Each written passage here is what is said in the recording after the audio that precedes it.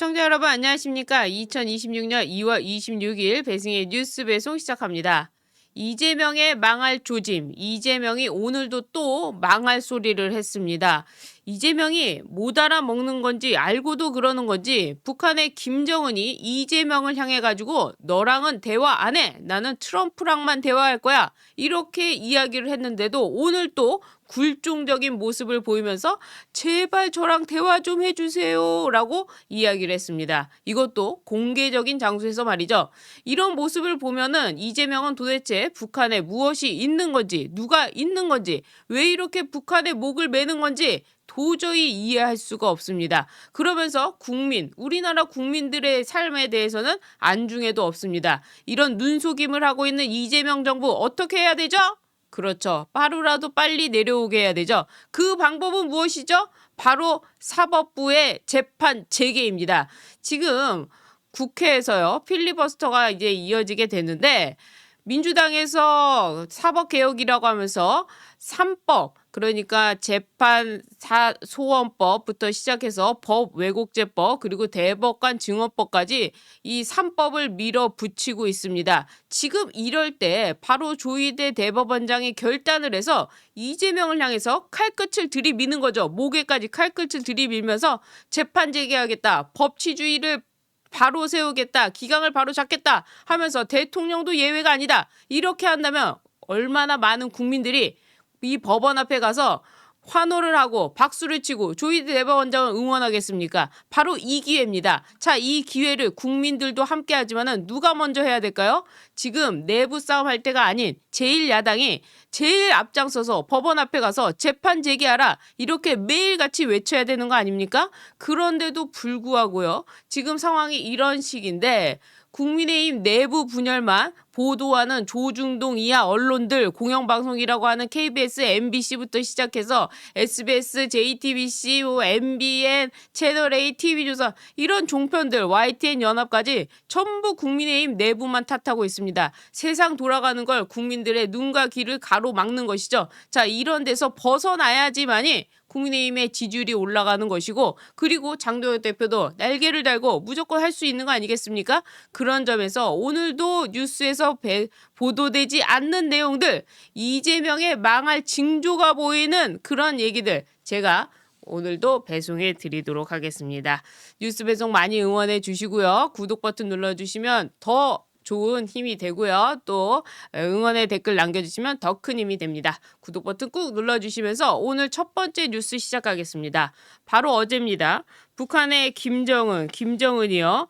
당대회 총화에서 조미 관계는 미국의 태도에 달려있다라고 하면서 뭐라고 얘기했느냐? 미국 만나서 잘하고 싶다. 이런 얘기를 하면서 한국에 대해서 이렇게 얘기합니다. 한국을 철저한 적대국, 영원한 적으로 다루려 나가는 우리의 결심과 의지는 강하고 결론적이다. 최종 결론이다. 한국을 철저한 적대국, 영원한 적으로 다루겠다. 이재명의 서투른 기만극, 졸작 더 이상 못 봐주겠다. 가장 적대적인 실체일 대한민국과 상론할 일이 전혀 없다. 라고 하면서 두 국가론, 한반도 두 국가론의 쐐기를 받고 한국과 북한은 이제 통일의 관계가 아니라 서로 남남이다. 아예 적대적 관계, 적이다. 주적이 바로 한국이다. 이렇게 얘기를 한 겁니다. 그런데 우리나라 군대에서는 주적이 북한이다. 말도 못하죠. 이재명한테 물어볼까요? 우리나라 주적이 누구입니까? 라고 물어보면 아마 대답도 못하고 외교부 장관이다 그렇고 통일부 장관도 그럴 겁니다. 어쨌거나 북한이 이렇게 쐐기를 박았습니다. 이재명한테는 서투른 기만극 그만해라. 졸작이다. 이러면서 제발 좀 그만해. 이재명 제발 좀 그만해. 이렇게 이야기를 했는데요. 이재명은 오늘 뭐라고 했느냐? 오랫동안 쌓인 남북 간의 적대 감정을 일순간에 없앨 수는 없겠지요. 남북 개선을 위해서는 지속적인 노력이 필요하다고 생각하고 반드시 과거를 청산해야 된다고 생각하는데 여러분 어떠십니까? 말 좀 해보세요.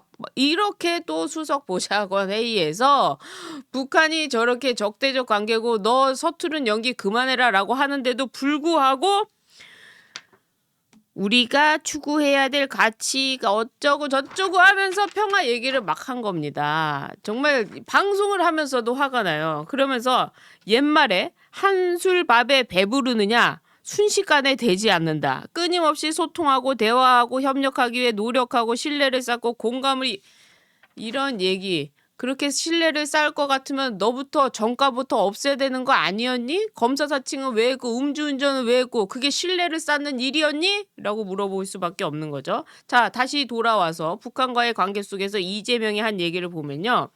북한 도발에 면죄부를 주는 발언들을 꽤 했습니다. 그러니까 이렇게 한 겁니다. 북한의 핵 위협과 미사일 도발, 북한의 핵 위협과 미사일 도발, 얼마 전에도 미사일 막 빵빵 쏴댔죠? 자, 이런 도발은 우리에게 어떻게 다가오는 겁니까? 바로 대한민국에게는 피해를 입히는 거죠. 그리고 바로 그것이야말로 대한민국이 안보에 있어서 북한을 더더욱더 강력하게 막아야겠다 하는 원인이 되는 거죠. 자, 그러니까 북한의 핵 위협과 미사일 도발이 바로 적대감의 원인입니다. 그런데도 불구하고 마치 윤석열 정부가 강한 기조, 이 북한과의 관계 속에서 우리가 이 단독으로라도 미국과 합쳐서 너희들을 쳐부술 수 있다. 뭐 이런 식으로 했다는 이유. 바로 그런 강대강 정책이 북한의 도발의 원인이 됐다는 시. 그러니까 가해자와 피해자가 바뀐 것처럼 얘기하는 것. 우리 국민을 탓하는 거. 바로 우리 국민 때문에 북한 김정은이 화가 나서 저렇게 미사일을 쏴대는 것이다. 라는 이재명의 논리. 이거는 굴종적이죠. 저쪽에서 아니라는데 북한이 우리를 적으로 생각하고 있다는데 우리도 주적이 북한인데 마치 우리가 주적이라고 했기 때문에 북한이 미사일을 쐈다. 그래서 북한을 도발하지 말자. 이렇게 지금 이재명이 얘기하고 있는 겁니다. 결국에 북한의 태도라는 건 변화가 없었습니다. 오히려 더 미국과의 관계, 그러니까 문재인 시즌2가 바로 이재명이죠. 김정은이 볼 때는 문재인이나 이재명이나 똑같은 사람들 아닙니까? 그러니까 김정은은 문재인 때 당했던 그때의 뭐 중간에서 운전자니 뭐니 해가면서 중간에 껴가지고 하려는 거 그거 때려치우고 미국과 소위 말해서 1대1 관계 다이다이 하겠다. 지금 이렇게 나오는 겁니다. 그런데 이재명이 문재인보다도 더 끼어들라고 하니까 북한이 계속해서 사인 보내는 거죠. 제발 좀 알아먹어라. 너는 빠져라. 그런데도 불구하고 아유 어떻게 대화가 한순간에 되겠어요. 라고 하면서 굴종적인 외교를 보이면서 이재명은요, 김일성, 김정일의 평화 노력, 이거를 발언하면서 마치 이 독재 정권의 위협을 미화처럼, 그러니까 김정일과 김일성이 남북 관계에서 평화롭게 하려고 했다. 이런 식으로 미화하는 거를 또 얘기하고 있는 겁니다.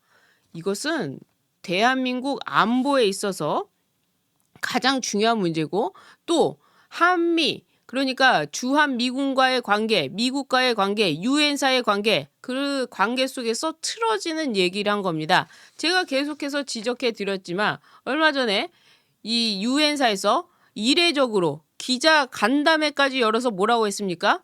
지금 통일부에서 얘기하는 것 DMZ 출입권을 달라라고 하는 부분에 있어서 DMZ 지금은 정전협정 아니냐. 이 정전협정에 대한 책임은 유엔사가 갖고 있기 때문에 유엔사가 가져야지 평화협정이 아니다라고 하면서 이걸 가지고 기자회견을 한 적이 있죠. 이 유엔사의 입장은 무엇입니까? 결국 미국 공식 입장이라는 거죠. 또 이번에 주한미군 사령관 이 미군이 일본과 이 훈련을 했는데 여기 한국에 끼지 않지 않았습니까? 분명히 미국에서는 알려줬는데 우리 군한테 알려줬는데 우리 군이 합참이랑 그리고 국방부 장관한테 알리지 않은 것 그런 절차 그거에 대해서는 니들이 유감이 있지만 우리는 할 거 했다. 정당하게 했다. 지금 이렇게 나와가지고 사과한 적이 없다. MBC 보도에 대해서 강력하게 이례적으로 밤에 입장을 낸 거 아닙니까? 그 시간차에 분명히 미국 본토에 이 합의가 있었겠죠. 그러니까 미국의 입장이라는 것은 지금 안보 문제에 있어서 대한민국 정부가 위험하다. 이재명이 있으면 위험하다. 이런 생각을 갖고 있는 겁니다. 여러모로 지금 위험한 생각을 갖고 있는 상황 속에서 트럼프 대통령은 어떻게 합니까? 야 이재명 너는 대통령이 아니야. 관세 더 올릴 거야. 투자해봐. 투자 한번 해봐. 라고 하면서 계속해서 우회적으로 압박을 가하고 있는 겁니다. 자 이런 식으로 지금 미국에 반하는 입장을 보이고 있는 이재명을 향해서 압박하고 있으니 이것은 어떤 징조인가요? 우리에게는 좋은 징조. 그리고 이재명한테는 나쁜 조짐. 이재명이 무너지는 조짐. 자, 다시 이야기로 돌아와서 북한과의 문제 속에서 이재명이 한 발언은 결국에 트럼프 대통령을 화나게 하고 미국 주 입장에 주된 그런 입장에 대해서 반하는 입장으로 우리는 완전히 왕따가 되는 그런 식의 발언이었다는 겁니다. 그러니까 우리의 안보가 위험하다는 거죠. 또 이 대한민국 내에서도 지금 민주당 그리고 쭉 이어지는 이 이재명 정부의 북한과 관련된 파들을 보면은 자주파, 동맹파가 있습니다. 지금 어떻게 돼 있냐면 외교부는 동맹파입니다. 미국과 그래도 함께 가야 되지 않느냐. 자, 그런데 통일부 정동영은 어떻죠? 노무현이 정동영을 왜 지목하지 않았습니까? 정동영이 노무현보다도 더하게 북한과 친밀했기 때문입니다. 정동영이 더 오버했기 때문입니다. 정동영은 그만큼 종북이라고 평가할 수가 있는 사람인데 지금 통일부 장관에 앉혀놨죠. 그래서 지금 어떻게 합니까? 북한의 농수산물까지 들여오겠다라고 하면서 북한에 어떻게든 유화적 제스처 지금 보내주고 있지 않습니까? 그리고 북한에서 탈북해서 들어온 사람들을 다시 보내주는 대북으로 보내주고 있는데 이와 관련한 사람들한테 표창장 주고 뭐 지금 우등상 주고 하고 있습니다. 자, 이런 통일부 장관, 이 사람 자주파죠. 자, 이것을 놓고 지금 싸우고 있는데 이재명이 누구 편을 들고 있습니까? 통일부 편을 들고 있지 않습니까? 그러니까 이 통일부에 대해서도 그렇고 이재명에 대해서도 그렇고 미국에서는 도저히 받아줄 수가 없는 사람들이라는 거죠.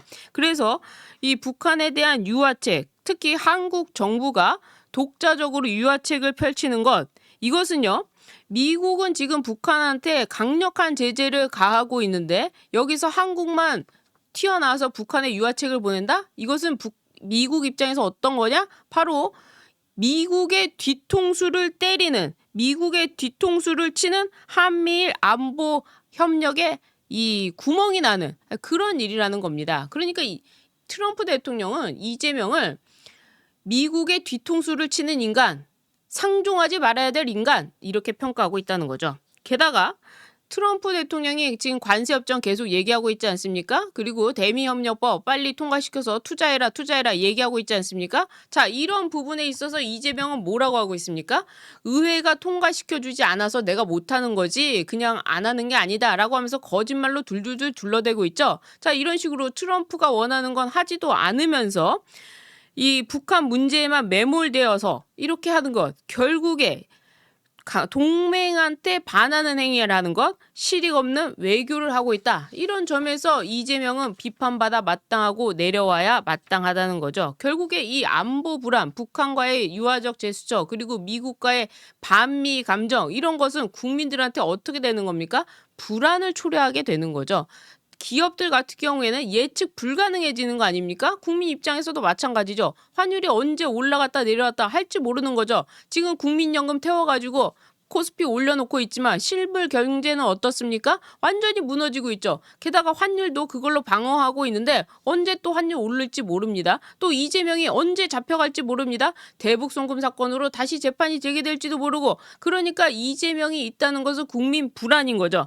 그리고 미국의 입장에서는 이재명에 대해서 도저히 신뢰할 수 없는 인간. 그래서 우리 대한민국이 신뢰할 수 없는 동맹으로 이렇게 판단된다면 미국에 갈 때 주어지는 비자부터 시작해서 이런 것들이 다 어려워지는 거 아니겠습니까? 결국에 국민들의 불안이 가중되고 불편이 가중되고 이재명은 내려와야 된다는 그런 결론에 이르게 된다는 겁니다. 이재명이 내려와야 된다는 이유는 또 있죠. 이재명이 뭐 이것만 오늘 얘기한 것이 아닙니다. 오늘 세 가지를 얘기했는데 북한과의 관계 그리고 부동산에 대한 것, 주식에 대한 것 이야기를 했는데요. 하나씩 살펴볼 텐데 부동산에 대해서 정말 민감하죠. 특히 부동산을 사고 싶은 사람들 30대에서 40대 신혼부부들 얼마나 집 사고 싶습니까? 또 이 신혼부부에서 아이들을 낳아가지고 이제 아이들이 크면서 집을 좀 옮기고 싶은 사람들 25평에서 35평 가고 싶은 사람들 이런 사람들 얼마나 실수요자입니까? 이런 사람들 부동산에 굉장히 민감합니다.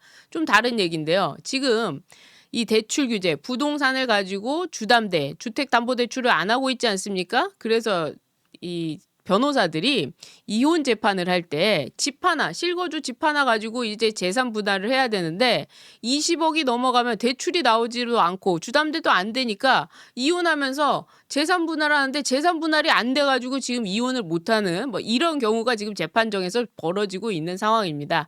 좀 옆으로 샜는데요. 그만큼 대출 규제를 하고 있다 이 말인데 오늘 부동산에 대해서 뭐라고 하고 있느냐. 이재명이 부동산 못 넘을 벽도 아니다. 그리고 가격이 하락하고 있다. 아파트값 하락, 부동산 정상화는 코스피 5천 달성보다 더 쉽다. 이런 얘기를 했습니다. 그러니까 부동산 집값 내가 잡을 수 있다. 이런 얘기했는데 아니 그렇게 쉬우면 왜 지금까지 잡지 못하고 여러 정책을 쏟아냈습니까? 그토록 쉬운 일을 외면하고 있었습니까? 결국에는 이것을 국민들을 무시하는 발언이라는 거죠. 부동산이 쉽다는 것은 이렇게 고통받는 서민, 이혼하고 싶어도 이혼하지 못하는 주민들, 그리고 사고 싶어도 살 수 없는 국민들, 이 사람들을 다 바보로 만드는 국민을 우롱하는 발언이라는 겁니다. 게다가요, 지금 가격이 하락했다, 부동산 가격이 하락했다라고 하면서 오늘 뉴스 나오고 이재명도 이런 얘기를 하고 있는데요. 자, 170억에서 제가 실제로 본 매물입니다. 170에서 급매 10억 떨어졌습니다. 160억이에요. 대출 나옵니까? 누가 삽니까? 자, 반포로 가보시자고요. 70억짜리 55억에 나왔어요. 누가 살 수 있어요? 25억인가요? 25억을 초과하면 2억 원으로 대출이 제한되는데 55억짜리 살려면 그럼 얼마가 있어야 되는 겁니까? 이게 무슨 50억이 애들 똥값입니까? 말도 안 되는 거죠. 자, 이렇게 급급매 나오면 뭐합니까? 받아줄 사람이 없는데요. 그러니까 지금 오히려 거래 절벽이 되고 있습니다. 그리고 전월세는 천정부지로 올라가고 있습니다. 이게 지금 부동산 잡은 겁니까? 이게 부동산 잡아서 코스피 5천보다 더 쉽다라고 말할 수 있는 상황인가요? 앞뒤가 안 맞는 얘기라는 거죠. 가격 하락. 그럼 가격이 하락하면 그 혜택을 입어서 혜택을 보는 사람이 생겨야 되는데 오히려 구매 기회를 상실한 겁니다. 이것은요. 강력한 대출 규제로 인해서 서민들이 아예 집을 살 수 없는 고사지경에 이른 그런 상황이라는 겁니다. 그리고 계속해서 다주택자한테 세금을 부과해서 집값을 잡겠다. 빨리 팔지 않으면 더 때리겠다라고 하는데 세금이라는 게 무엇입니까?